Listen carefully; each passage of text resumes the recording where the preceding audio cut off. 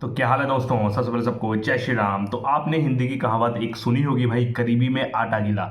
तो ये वाली कहावत बिल्कुल टीम इंडिया पर सूट कर रही है, क्योंकि इतना बढ़िया परफॉर्मेंस होने के बावजूद भी हम इस सीरीज में 1-2 से पिछड़े रहे हैं। आपको बता दूं, 3 मैच खेले हमने लीड्स का, फिर खेला हेडिंगले का, फिर खेला लॉर्ड्स का। तीनों में हमारा परफॉर्मेंस जबरदस्त रहा है, लेकिन कुछ कमियों की वजह से कुछ में कैच छूट गई, कुछ में अच्छी फील्डिंग नहीं हुई, कुछ में अच्छी बैटिंग ना होने की वजह से एक इनिंग्स में हम जो है ये सीरीज 1-2 से पीछे ट्रेल कर रहे हैं। और प्लस जो है यहाँ पर टीम इंडिया की प्लेइंग 11 भी नहीं डिसाइड हो रही है भाई। जो चौथा टेस्ट मैच खेला जाएगा ओल्ड ट्रैफर्ड में, क्योंकि चोट ही इतनी लग गई है, किसी का वर्कलोड हो रहा है, किसी की कमर बैठ गई, किसी की बॉलिंग कराते हुए प्रैक्टिस सेशन में उंगलियों में स्टिचेस लग गई हैं। तो कुछ भी नहीं अच्छा हो रहा है, चाहे बॉलिंग हो चाहे फील्डिंग हो। तभी ये कहावत गरीबी में आटा गीला सूट करी है टीम इंडिया को। अब शुरू से बात करते हैं कि हो क्या रहा है और कहां से परेशानी आ रही है। क्योंकि अगर हम इंग्लैंड की तरफ से देखोगे ना, बेन स्टोक्स वर्कलोड पे वर्कलोड ले रहा है,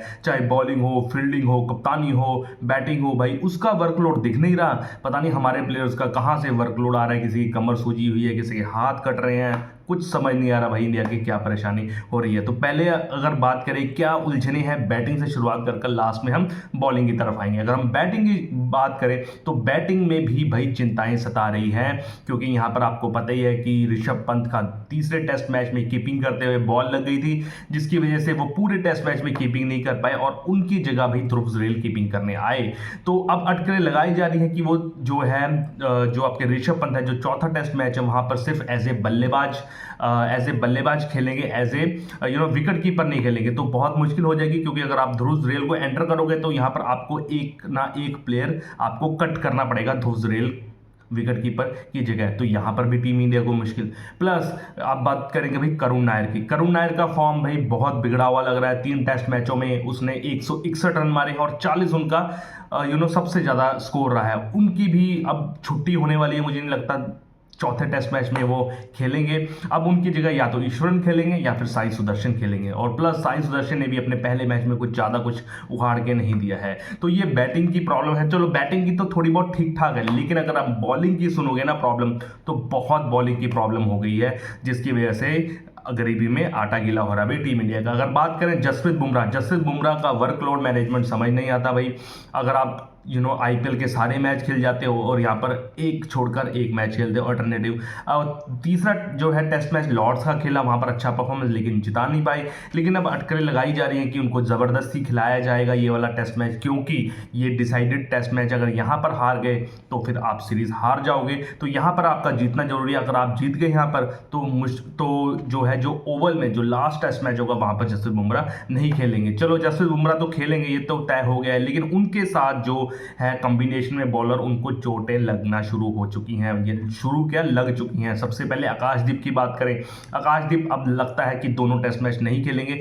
कमर में उनके दर्द हो गया था, पिछले टेस्ट मैच में 28 ओवर कराए थे उन्होंने, जिसकी वजह से भाई वर्कलोड उनको भी पता नहीं क्यों महसूस हुआ और वो इस टेस्ट मैच से बाहर हो गए हैं। वो तो बाहर हुए, जब बाहर हुए तो सोचा कि भाई अर्शदीप को खिला लेंगे हम, क्योंकि अर्शदीप जो है सीमर खेल रहा है, आकाशदीप की जगह खेल लेगा। लेकिन कल ही उसको जो है प्रैक्टिस सेशन में बॉल करते हुए जो दाहिने हाथ की उंगलियों में भाई चोट लगी है, कट गए हैं, जिसकी वजह से वहां पर स्टिचेस लगे हैं। अब वो नहीं खेलेंगे 100%। तो अब किसको खिलाएं। और प्रसिद्ध कृष्णा को आपको पता है कि बॉलिंग कितनी अच्छी रही है उनकी, 6-6 की इकॉनमी से रन दे रहे हैं, ऐसा लग रहा है कि वनडे की तरह वो खेल रहे हैं। तो प्रसिद्ध कृष्णा को भी नहीं खिला सकते। और मोहम्मद सिराज आपको पता है कि सबसे ज्यादा बॉलिंग जो करी है 2022 से लेकर अब तक 3-4 साल से सबसे ज्यादा स्पेल जो है मोहम्मद सिराज डाल चुके हैं। तो वो तो खेलेंगे। प्लस अब ना आपके पास जो आकाशदीप खेल रहे हैं, ना आपके पास अर्शदीप खेल रहे, प्रसिद्ध कृष्णा का भी फॉर्म ढीला ही चल रहा है। यानी कि अगर मोटा बात करें तो एक जसप्रीत बुमराह वर्कलोड मैनेजमेंट ज्यादा है उनके पास, और एक मोहम्मद सिराज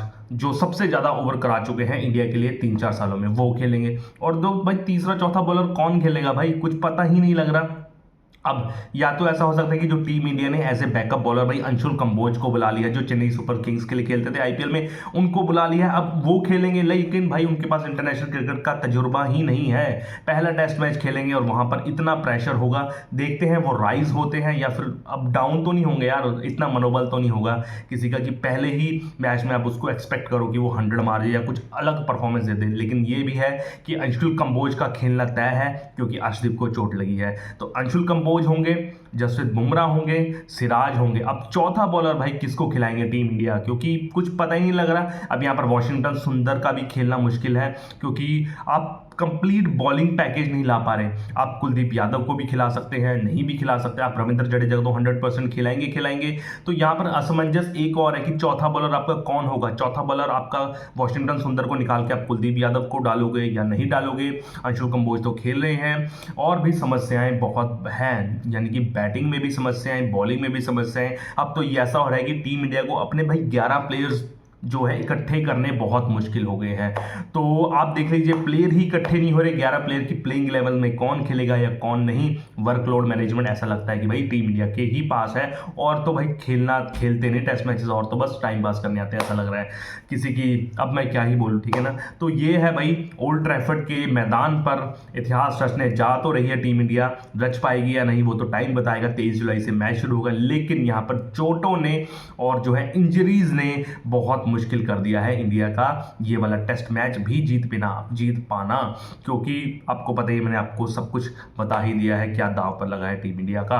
तो ऐसी ही खबरें जानने के लिए मेरे चैनल को लाइक से सब्सक्राइब कीजिए। तब तक के जय श्री राम, ओके बाय।